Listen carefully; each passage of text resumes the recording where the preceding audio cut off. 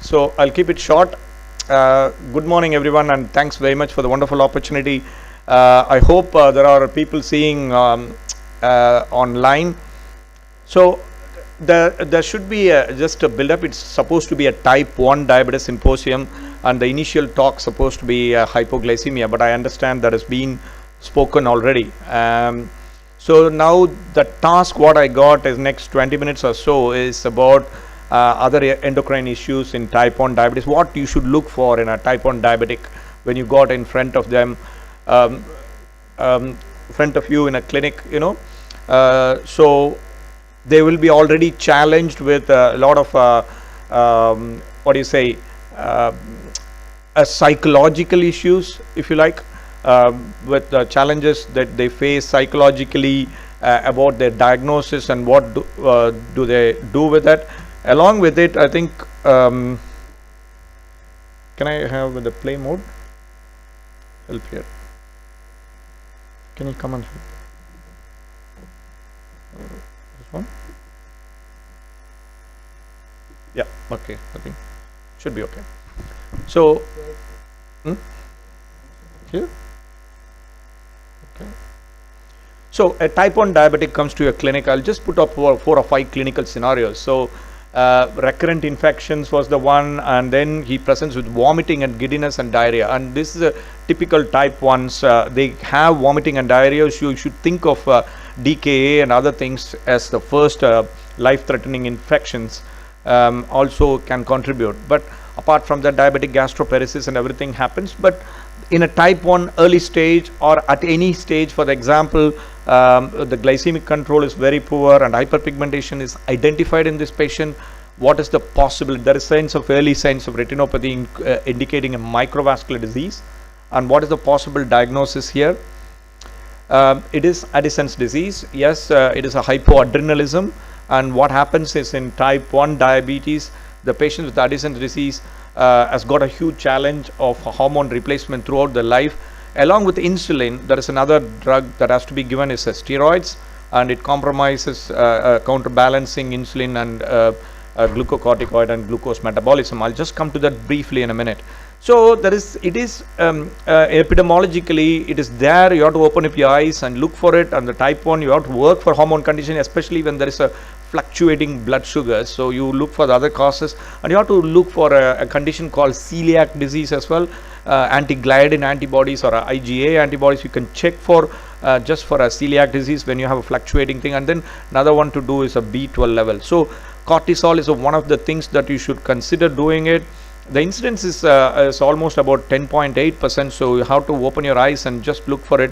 And then concurrent type 1 and AD, increased risk of death. That is the reason that you should understand this disease and treat it, and it is another hormone that has to be given. So this is the challenge. You have got a blood sugar, insulin, and then cortisol goes in, and then insulin resistant, which leads to metabolic stress. So the high probability of Addison's disease in type 1 than the control indicating it is another hormone condition that needs to be looked into. What are the key features? You look for infection, as I presented the case, multiple diabetic complication. I have also mentioned my talk saying that it can lead to microvascular disease, and then diabetic retinopathy is one of the common things. So you should know this before handling it. And then prescription of thyroid and anti-thyroid drugs and prescription of glucagon is also should be considered because of hypoglycemia. Now, main causes of death in these patients when you have Addison's disease, as I mentioned, type 1 complications can happen with microvascular disease, and cardiovascular disease is a macrovascular complication. Infection, sepsis, and adrenal failure, when you don't diagnose or people manage it wrongly, then it will lead to adrenal failure. Now, the higher risk of Addison's disease in the patient that lead to higher mortality, as I mentioned, the cardiovascular disease. So you have to improve the type 1, manage it and prevent the complication, and appropriately replace the glucocorticoid in the similar manner. So that brings the second case scenario in a middle-aged type 1 diabetic woman presented with fatigue, sluggishness, and weight gain. A1C is 7.9. The thyroid was swelled up. What could be the reason for symptom? And there's for the thyroid itself, I got another case scenario of a 15-year-old type 1 presented with delayed puberty and short stature and recurrent hypoglycemia. So this is an indicator in a type 1. Yes, they will have erratic blood sugar control, but you have to open your eyes. It's a hormone condition. The insulin is a hormone. It got a deficiency of the hormone, and that hormone will lead to hypoglycemia. So the height is 3rd centile. Standard deviation, he is a very short stature, that has got a dimorphic anemia as well. So puffy face, typical of a hypothyroidism with a TSH more than 100, and you got a FSH which is in the higher end, indicating other endocrine conditions has to be looked into as well, like hypogonadism, which I'll come to that in a minute. So this patient was started on thyroid hormone replacement, but had a weight gain, and then height was increased, entered puberty, and glycemic control keep on fluctuating. The insulin requirement has gone up in a big way. So we have to open our eyes, just look for the thyroid disease. It is easy to do. Even Western countries and places in big hospitals, you have to have a guidelines, but in India you can just get it done for 300 to 600 rupees of thyroid function. There's no harm in doing it in a type 1 diabetic, possibly every 6 months or 1 year, because you might pick up some conditions of autoimmunity earlier. So it can lead to hyperthyroidism or hypothyroidism, and also you have to open your eyes again just for postpartum disease as well. And I mentioned and talked about celiac disease. So type 1 and thyroid disease, how common it is. So antibody prevalence is there, TPO antibodies, and then the treatment is needed with thyroid hormone is needed, and also it reaches almost 50%. So you have to do a thyroid function. No harm in spending money for that.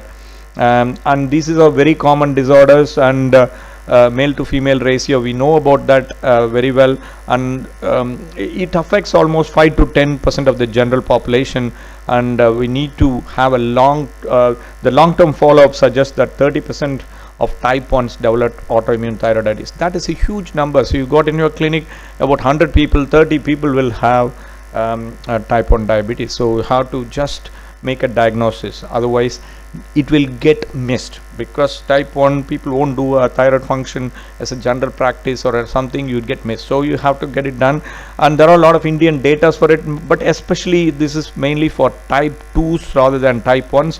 But the prevalence of disease is very high. So even for type 2s also you need to get that done, as this thing, the prevalence, it is like what they label as a double epidemic with diabetes and thyroid disease. So it is highly prevalent in all the cities in India. There's been work done on that.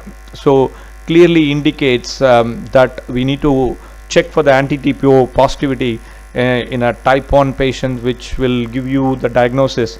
And there are a few things that we need to look into, and especially, as I mentioned, this is all for type 2, so it's hard to do for a type 1. But what is the mechanism? So you look at the TSH receptor antibodies, and then there are challenges. It comes into with hepatic glucose output, and then it will lead to either thyroid storm.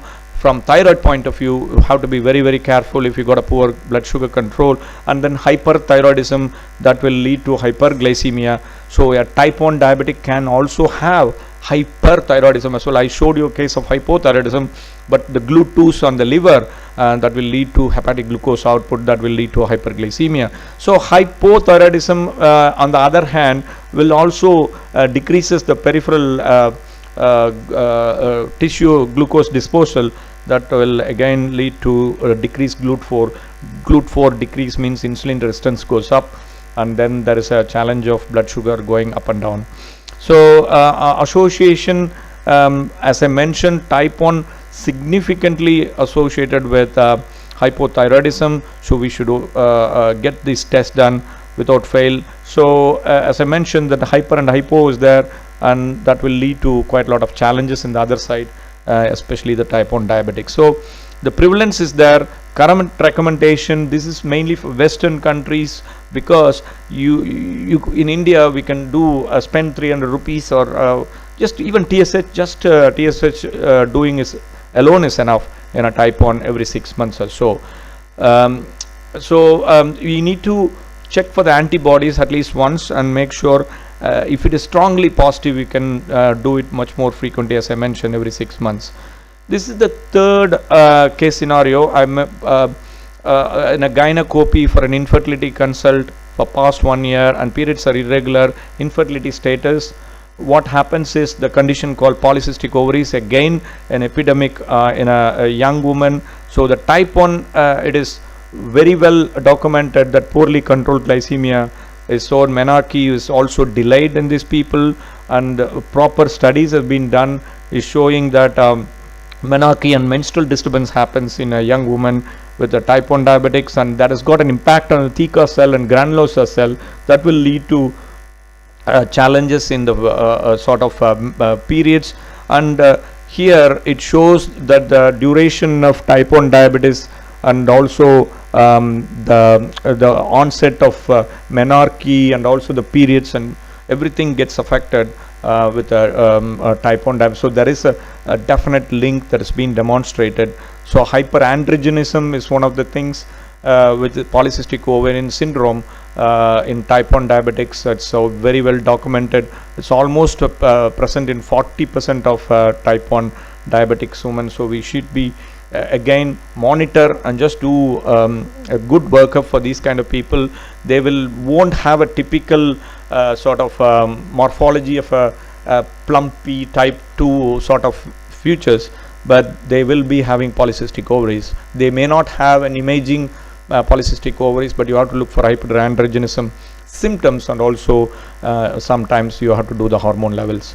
So pooled prevalence of PCOS roughly almost 25% and very high in type 1 diabetics. It will lead to subfertility, and androgen excess should be included in the current guidelines to check for it. Even if you don't do the levels, I think you should look for a clinical features that will lead us to a diagnosis. So this will in hyperinsulinemia that will lead to polycystic ovaries.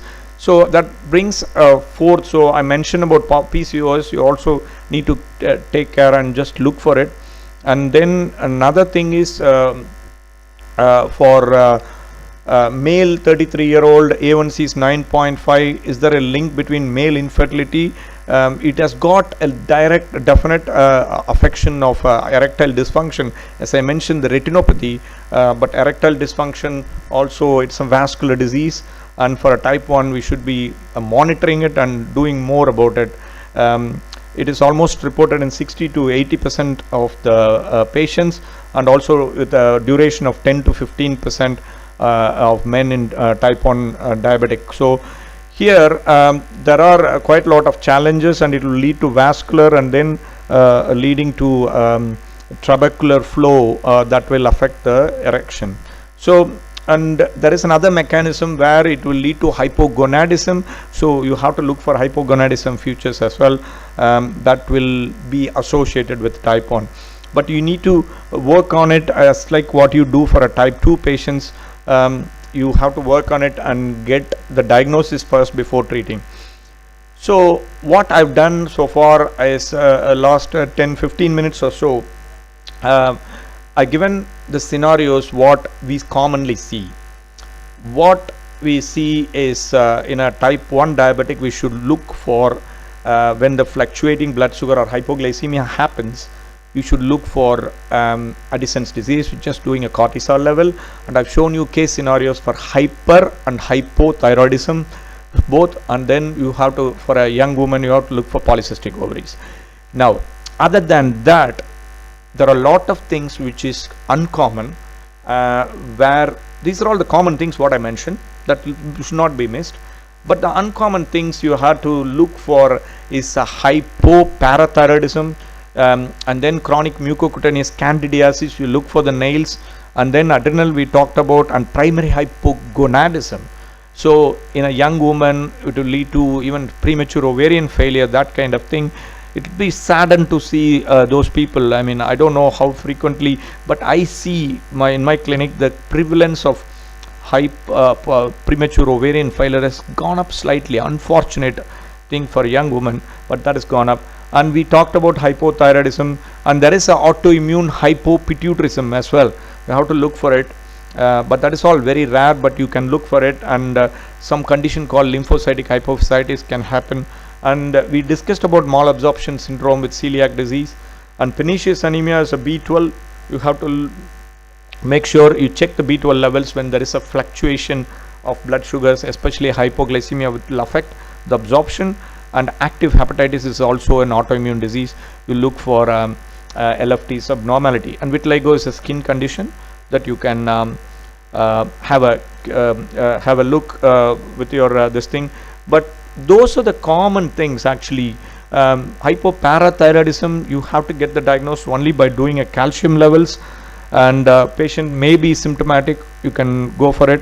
But the polyglandular symptoms of multiple endocrine neoplasia, not multiple, so polyglandular type 1 and type 2. So adrenal, autoimmune thyroid disease, type 1, primary hypogonadism, insipidus, as I mentioned in the pituitary involvement, if that happens, and then skin conditions of vitiligo. So if you have all this or a part of it, then you should suspect these rare conditions, and it will give you immense pleasure when you diagnose somebody. You can treat it. We can treat the calcium, you can treat the thyroid, you can treat the adrenal, you can treat the type 1, and the patient gets really better in front of your eyes. There are a lot of conditions you can't treat as a human being, as a doctor. You feel bad about it, but here you can do a better job when you diagnose it properly.